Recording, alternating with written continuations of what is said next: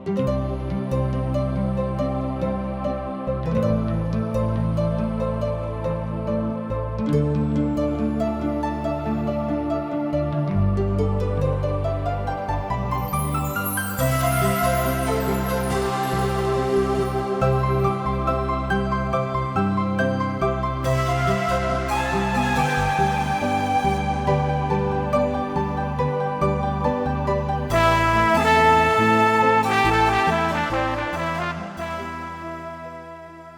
सब TWR द्वारा प्रस्तुत कार्यक्रम जिंदगी की राह देख रहल बानी।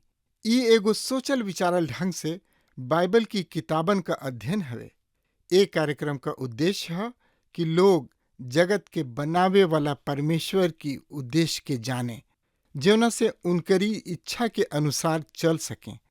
परमेश्वर के लोगन के रूप में हमके आपका और आपकी परिवार का चिंता बा, और हम आप सबके आध्यात्मिक रूप से आगे बढ़े में मार्गदर्शन करतनी। कृपा करके हमारे कार्यक्रम देखी और सुनी, ताकि परमेश्वर आपकी जिंदगी में अथाह आशीष भर दे।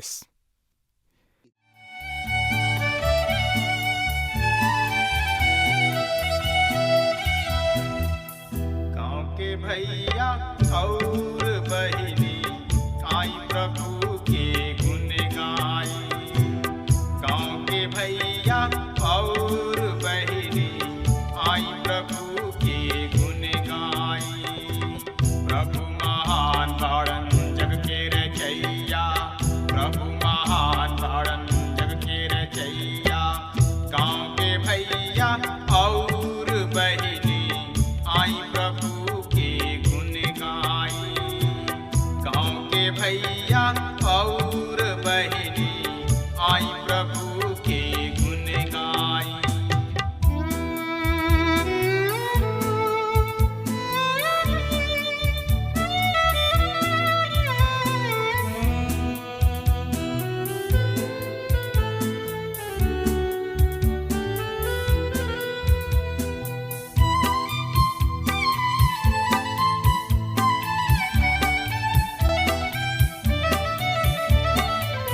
आकाश के तरई बन के चिरई उनकर भजन करे। भूमि नदिया और चटनवा जोर से थपरी पीटे। हमर मसीही फिरीत आई, प्रभु चरण के सट जाई। प्रभु महान बाड़न जग के रचैया, प्रभु महान बाड़न जग के रचैया। गाँव के भैया और बहिनी आई प्रभु के गुण गाई।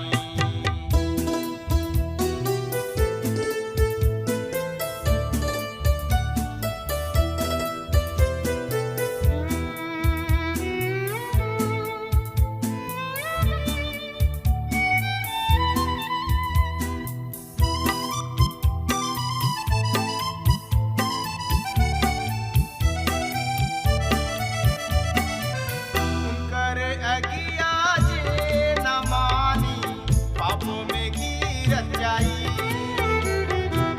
नरक के राजा सैतानवा उनके में वास करी। पूरी मिठाई खूब खियाई, आत्मा अग में जाई। प्रभु महान बाड़न जग के रचैया, प्रभु महान बाड़न जग के रचैया। गाँव के भैया और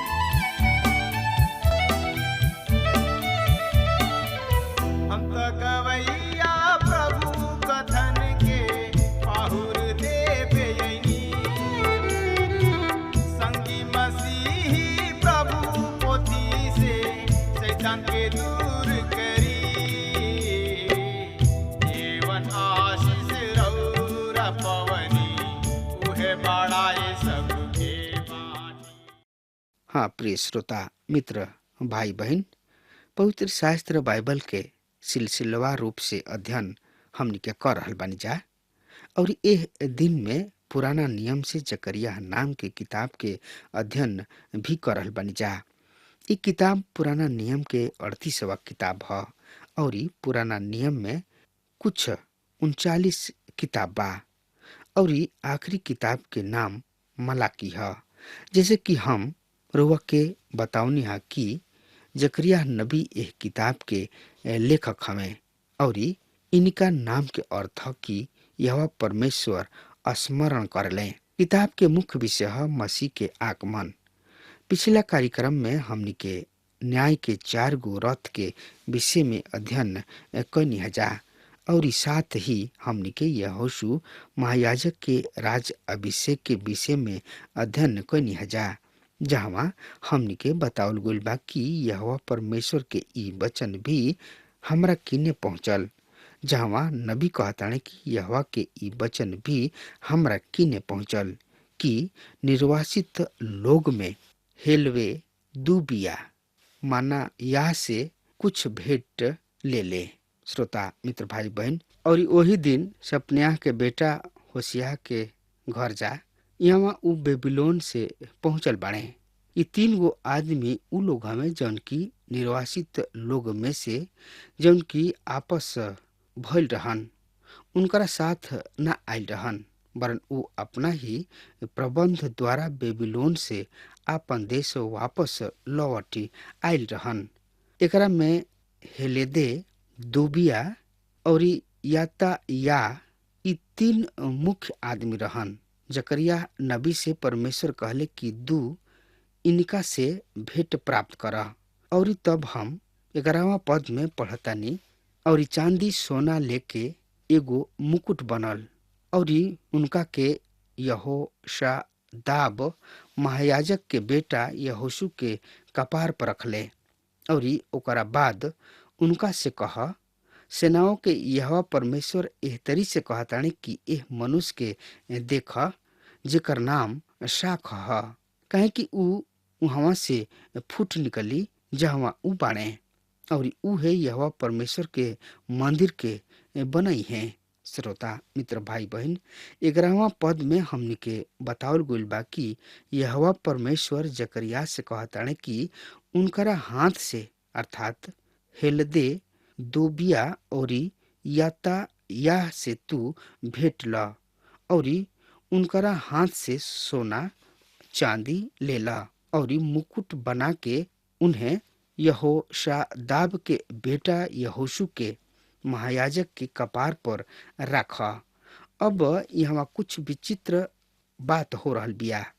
अब रुआ देखी कि ई मुकुट उ यहोशू के कपार पर काहे रखले, काहे ना एकरा के जरुब्बाबेल के कपार पर रखल गइल। उ तो दाऊद के वंश से रहन। यहाँ ई बात साफ बा कि उ ई मुकुट ओ समय जरुब्बाबेल के कपार पर ऐसे ना रखल गइल काहे कि परमेश्वर ओ समय दाऊद के वंश के राज्य करे खातिर पुनः स्थापित ना करत रहले। वास्तविकता ई बा कि जवन आवे वाला आदमी दाऊद के मुकुट धारण करी है उहे प्रभु यीशु मसीह जौन की एह पृथ्वी पर आके आपन राज्य स्थापित करी हैं। उहे विश्व सम्राट हुई हैं। पर महायाजक के ताज पोसी अर्थात उनका राज अभिषेक ई असामान्य घटना है, काहे कि परमेश्वर राजा और याजक के सेवा के पूर्णतः पृथक रखले बाणे। एह बात के स्पष्टीकरण ई बाकी यहोशू प्रभु यीशु मसीह के प्रतिनिधित्व करलन। प्रभु यीशु मसीह आज हमनी के महायाजक हमें। इब्रानी के पत्री में इनका के याजक के रूप में दर्शावल गइल बा। पुनरुत्थान के पश्चात प्रभु यीशु मसीह स्वर्ग में वापस चल गइले, जहाँ वो परमेश्वर के दाहिना हाथ पर विराजमान बाड़े और ओह समय के प्रतीक्षा कर रहल बाड़े जब उनकर शत्रु उनकरा गोड़ के चौकी बन जाइ हैं। उ पृथ्वी पर आके अपन राज्य स्थापित करी हैं और ई अध्याय हमनी के उनका राज्य अभिषेक के दृश्य दर्शावता। श्रोता मित्र भाई बहन, रुआ जकरिया की किताब में दिहल गईल क्रम के देखी। इस दर्शन के पश्चात उद्दू यहूदी सब और अन्य जाति सब पर दंड के बात करताणे। यहाँ पर हम आवे वाला राजाओं के राजा के देखतानी। ई बहुत ही रुचकर बात बा कि हमनी के यहाँ प्रभु यीशु मसीह के त्रिगुण सेवकाई के देख रहल बानी जा। पहला समय राउर उह जब वो आज से लगभग 2000 वर्ष पूर्व परमेश्वर के भविष्यवक्ता के रूप में अले। ऊ परमेश्वर के विषय में बतौले। ऊ परमेश्वर के वचन के ऊ परमेश्वर के देह के रूप में प्रकट कैले और क्रूस पर हमनी के पाप के क्षमा के खातिर प्राण दिहला के द्वारा ऊ परमेश्वर के प्रेम के प्रकट कैले। ऊ दर्शावली कि परमेश्वर पापी मानव जाति से ऐसन प्रेम कैलन। ऊ परमेश्वर के नबी अर्थात संदेश वाहक रहन। आज ऊ परमेश्वर के याजक हमें। जब ऊ सड़क के गैलन त पर्दा के भीतरी से होके गैलन और परम पवित्र स्थान में पहुंच के हमन के पाप के खातिर आपन ही खून बहौले और आज उस सड़क में हमनी के खातिर बिचुआई के सेवा कर रहल बने। जब हमनी के जिंदगी में पाप आवेला और हमनी के उनकर अंगीकार करी न जा त ऊ बीच में पड़ जाले। ऊ उहवा हमनी के महायाजक के रूप में सेवा करी न जा। भविष्य में ऊ एक दिन वापस आई हैं। प्रकाशित वाक्य की किताब शांति स्पष्ट कर ले कि ऊ राजाओं के राजा और प्रभुओं के प्रभु के रूप में वापस आई हैं। और एह तरी हम देखतानी कि नबी, याजक तथा राजा ई प्रभु यीशु मसीह के त्रिगुण सेवकाई ह। रुआ एकरा के 3 in 1 कह सकतानी। अब यहाँ प्रभु यीशु मसीह के खातिर एगो अन्य अलंकार के प्रयोग भइल बा। आई देखल जाओ 12वां पद के। ओकरा बाद उनका से कह, प्रभु परमेश्वर जकरिया से कहताणे कि ओकरा पश्चात उनका से कह, सेनाओं के यहोवा परमेश्वर एह तरी से कहताणे, ओ समय के देख जेकर नाम शाख ह। शाख यहोशू के नाम ना ह, पर ई नाम तो प्रभु यीशु मसीह के दिहल गुल बा। ऊ 2000 वर्ष से पूर्व यह सुखल भूमि से अंकुरित भइले, सुखल जमीन से निकलल जड़ के समान, जैसे कि यशायाह नबी के किताब के 53 अध्याय के 2 पद में बतावल गुल बा। ऊ सुखल जमीन से निकलल जड़ के समान रहे जौना समय ऊ पृथ्वी पर अइले। ओ समय यहूदी जाति रोम के दासत्व में रहे। ओकरा पर अर्थात प्रभु यीशु मसीह के यीशु के ठूंठ से फूटल डाल कहल गुल बा। जौना समय प्रभु यीशु मसीह के जन्म भइल, ओ समय दाऊद के राजसी वंश पुनः निर्धनता में डूब चुकल रहे। प्रभु यीशु मसीह गरीबी एवं गुमनामी के अवस्था में पैदा भइले। उ सही में सुखल जमीन से निकलल जड़ के समान रहन। प्रभु यीशु मसीह फिर से एगो शाख के रूप में आ रहल बने और एह बेरी उ संसार पर शासन करी हैं और उ परमेश्वर के मंदिर के बनई हैं। रुआ देखी ई बात बचल लोगन के उत्साह बढ़ावे के खातिर कहल गईल ताकि उ मंदिर के निर्माण करस। हम हागे नबी की किताब में पढ़तानी कि दूसरा लोगन के खातिर ई तुच्छ बात रहे, पर परमेश्वर के नजर में उनका भवन के महत्वपूर्ण स्थान रहे। यद्यपि रुआ देखी कि वहाँ मंदिर के एगो श्रृंखला बा। सुलेमान के मंदिर, जरुब्बाबेल के मंदिर, महाक्लेश के मंदिर, सहस्र वर्षीय राज के मंदिर, ऐसे उ जरुब्बाबेल के मंदिर के अलग क के नखन देख रहल। यद्यपि कुछ लोग एह मंदिर के तुच्छ जाने ले, पर परमेश्वर कहलन कि ई हमार भवन है और ई भवन है और ई उनकर योजना एवं उद्देश्य के भाग है। ई उनकर भाग है जौन की मंदिर के महिमा से ना कोल जात रहे। सही में सुलेमान के मंदिर बहुत ही सुघर रहे पर परमेश्वर उनका के आश्वासन देताने कि जवन भवन ऊ बना रहल बने ऊ परमेश्वर के इच्छा के अंतर्गत बा और ऊ परमेश्वर ही हमें जौन की एकरा महत्व के निश्चित करी है। हागे और जकरिया नबी लोगन के एह बात के समझे के प्रयास करत रहन कि ऊ निराश भइल बिना परमेश्वर के भवन के निर्माण करस। ऊ उन्हें बतावत रहन कि तू उहे कर और जौन की परमेश्वर तोहरा के कह रहल बने। एकरा में कोनो संदेह नइखे कि सुलेमान के मंदिर के तुलना में ई छोट बा, तुच्छ बा, पर जौन कुछ भी तू कर रहल बड़ा ऊ परमेश्वर के योजना के तथा उद्देश्य के एगो भाग ह।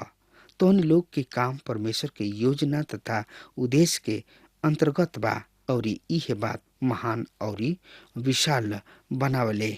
एकरा महत्व के बतावेले हमनी के सामने जौन संदेश बा कि जौन काम परमेश्वर के इच्छा और उद्देश्य के अंतर्गत बा ऊ महान बा और कोनो भी ऐसन जौन की महान दिखाई देता ऊ परमेश्वर के योजना और इच्छा के अंतर्गत नइखे।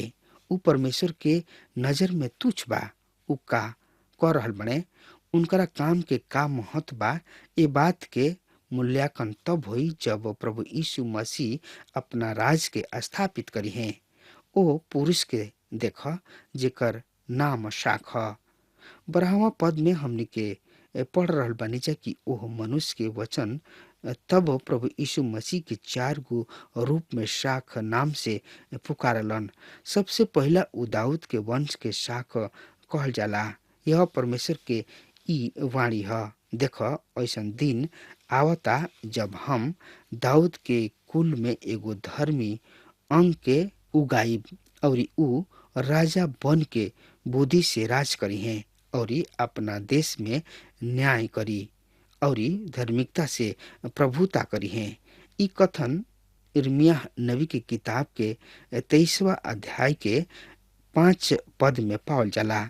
यहाँ प्रभु यीशु मसीह के राजा के रूप में पेश कइल गइल बा। ऊ दाऊद के वंश के डाली हमें।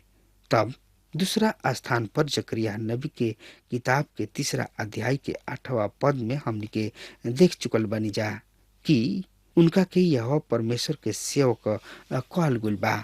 हे यहोशू महायाजक तू सुन ल और तोहरा भाई बंधु जौन की तोहरा सामने खड़ा बने ऊ भी सुने जौन की सही में प्रतीक ह।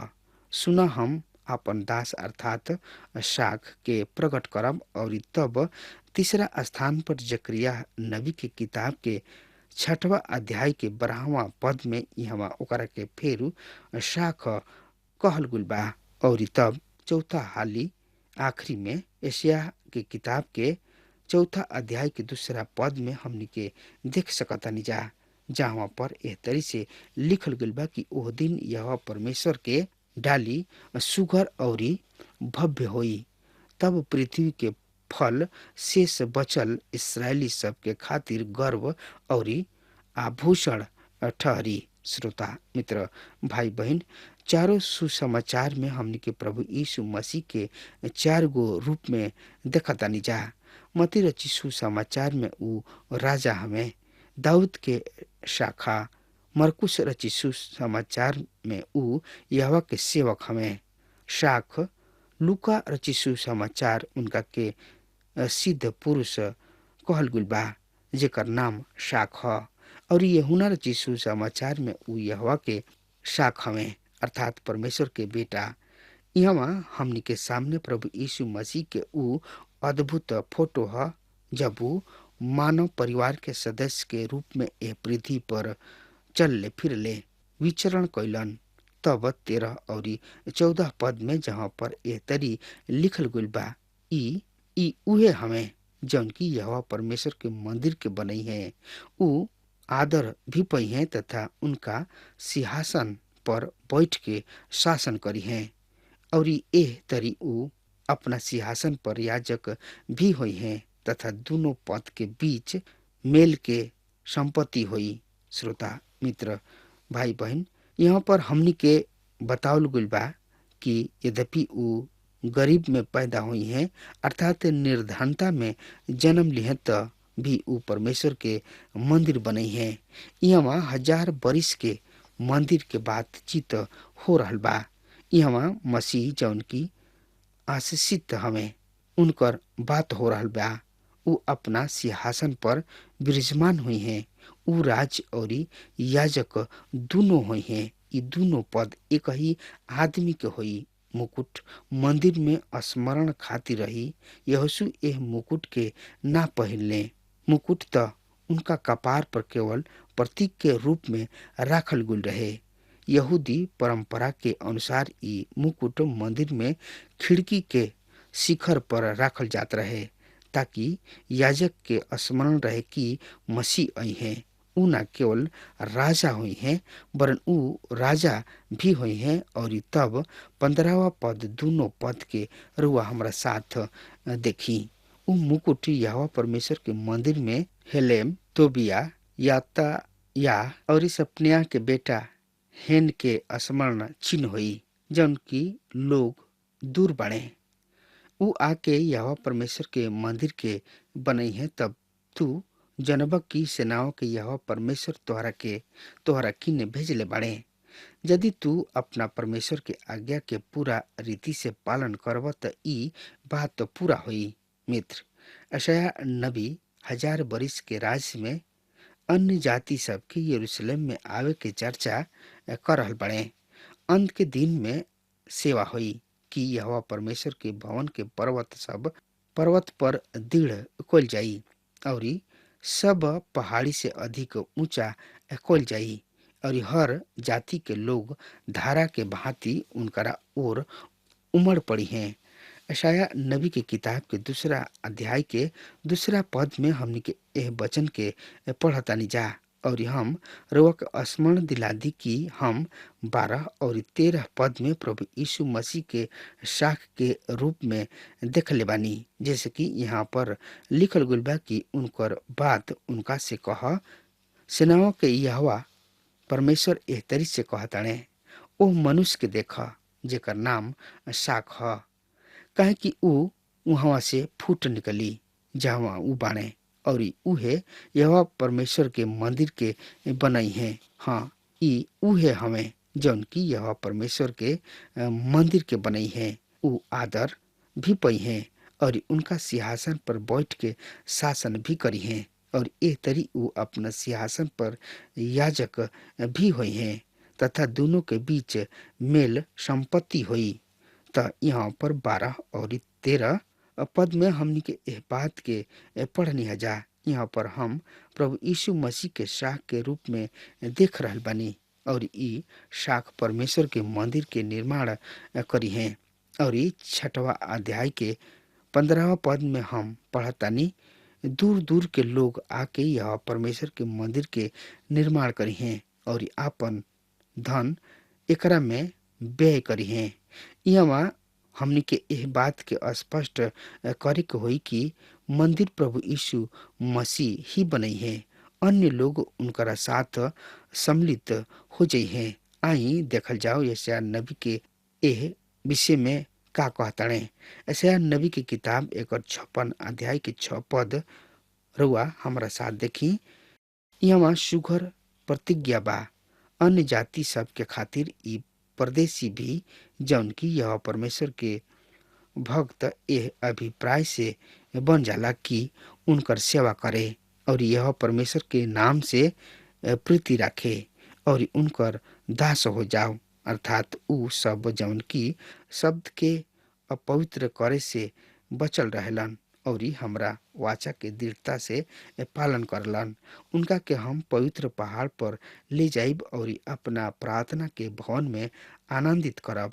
उनकर होम बलि और मेल बलि हमरा दोनों पर ग्रहण कल जाई, काहे कि हमार भवन सब जाति के खातिर प्रार्थना के भवन कहलाई, काहे कि हमार भवन सब जाति के खातिर प्रार्थना के भवन कहाई। ई परमेश्वर के सुंदर प्रतिज्ञा है। और जकरिया 6 अध्याय के 15 पद में हमनी के पढ़तनी जा कि जवन लोग दूर बाणे ऊ आके यह परमेश्वर के मंदिर के बने हैं, तब तू जनब की सेनाओं की यहोवा परमेश्वर हमरा के तोहरा किने भेजले बाणे। मित्र, एकर साफ जवाब बा, मसीह जौन की अभिषिक्त हमें खुद परमेश्वर के वचन के सत्य के स्थापित करी है और ई पूरा होई और तू उनकरा आज्ञा सबके मनब। भविष्यवाणी के पूरा होखल उनकरा आज्ञा पालन पर निर्भर करता। हाँ तो श्रोता मित्र भाई बहन, अब हमार समय खत्म हो रहा बा। तब तक खातिर वह हमरा के आज्ञा दिए। परमेश्वर के बहुते बहुते आशीष देस। आमीन। हमके विश्वास बा कि ई कार्यक्रम आप सब खातिर फायदेमंद सिद्ध भइल होई। अगर आप सबके लगे बाइबल से चाहे आपकी निजी जिंदगी से कोनो सवाल होके चाहे कोनो समस्या खातिर प्रार्थना करावे चाहतनी तो हमारी फोन नंबर पर जरूर संपर्क करें और आज का दिन आप खातिर शुभ